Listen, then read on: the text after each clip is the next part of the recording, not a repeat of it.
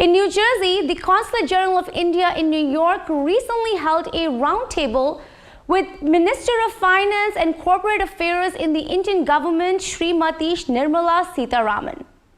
An economist and a known politician, Minister Sitharaman is a member of the Rajya Sabha upper house of the Indian Parliament and has also served as the second female Defence Minister of India and is a part of the Bharatiya Janata Party. Her current position serves under the Ministry of Finance and the Ministry of Commerce and Industry with an independent charge. Minister Sitharaman last year ranked 41 in Forbes' 2020 list of 100 most powerful women. The roundtable event saw Minister interact with South Asian American women entrepreneurs and reflected upon India's economy bouncing back after the pandemic. Here are some highlights featuring Indian Minister Niramala Sitharaman.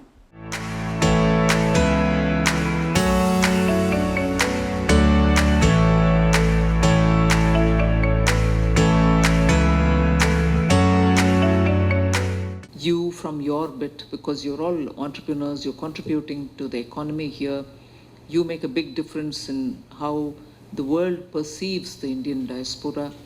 And Indian diaspora is considered to be an asset to the economy in which you contribute. People look at you with great sense of admiration and look at you as a positive catalyst to the society. And therefore, you hold a position where you can influence thought. It is the role of thought influencers which is very important for us in India. So under Prime Minister's leadership, we may be doing what is done in whole 10 years within 2 years. But the immensity of the work, the detailing of the work, the number of items that which get done, all this gets under the carpet, one incident somewhere, which suits the agenda of some people. So we need to repeatedly state out all that is happening. I'm so honored to be here and inspired by all of the women that I've been speaking and all of you that I haven't had a chance to meet yet. You know, my favorite room is a room where the majority of the people that I see are women, so this is so exciting. A little bit about myself. I'm in healthcare, real estate, healthcare development, healthcare operations. Everything I do kind of spans in the health and wellness environment. One of the things that I decided about what I wanted to do with my life and my career was finding ways to help people. It's always been a very important aspect of my life, my upbringing. I found that I could not stop doing what I was passionate about and decided to use my free time to serve the underprivileged people as a patron trustee with the Appy Charitable Foundation. During the time, I began to see how important value-based healthcare was, especially to those who could not afford it. 10 years later, I decided that I wanted to go back to being a doctor full-time. Again, 10 years later. I worked hard during the day while my kids were at school, studying for my medical licensure, volunteering, researching through various internships at various universities. Are there any ways, any suggestions that you have for people like us, people like myself, who can influence organizations when they're going through post-merger talent integration, or when they're going into India and starting their captive units in India? Is there any way that they can get the support, other than the support that we are giving them, so that they understand what India is, not just from the financial aspect, but the culture? It's one thing to familiarize people who are completely alien to our culture, but totally another thing when Indians ourselves write pieces or give inputs which are so disconnected. So the problem has a dimension which we cannot ignore. Whilst you do this, you should do that as well. And when I say you, it's not just you. Whole lot of people will have to keep engaging with such people who have an access to the outside world and who keep feeding information to them, which are more than facts, but more opinionated. So that's a big task. You've taken one end of it. You may have to take the other end also. They make handmade earrings and clothes, and one of the ladies, she got mudra loans. So that's what I was trying. Yeah, So she thank got you. like 20,000. Yeah, and it keeps So growing. similar to that. And her daughter, she got 10,000 loans. So I just wanted to support her. Thank you. Very good. Yeah, Thank you. thank you. I think there was a question here. Thank you, Ty, for the opportunity, and thank you. Particularly in politics, I will say there is opportunity. So no hesitations to come forward. I come from a very orthodox family. And in my family, it used to be politics. So the Thai New Jersey chapter hosted the event.